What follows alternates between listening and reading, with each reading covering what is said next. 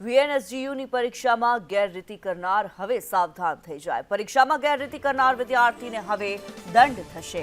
વીએનએસજીયુમાં ગેરરીતિ કરનાર વિદ્યાર્થીઓ દંડાશે। વિદ્યાર્થી પાસેથી ₹2500 થી લઈને 10,000 સુધીનો દંડ કરવામાં આવશે। વીએનએસજીયુમાં 14મી ઓક્ટોબરથી પરીક્ષાઓ શરૂ થવા જઈ રહી છે, ત્યારે પરીક્ષા પહેલા જ વિદ્યાર્થીઓને નીતિ રીતિના પાઠ આપવામાં આવશે। પીએચડીમાંથી થતી સાહિત્ય ચોરી રોકવા માટે પણ જોગવાઈ કરવામાં આવી છે। આ કેસમાં યુનિવર્સિટી પીએચડીની ડિગ્રી પરત પણ લઈ શકે છે।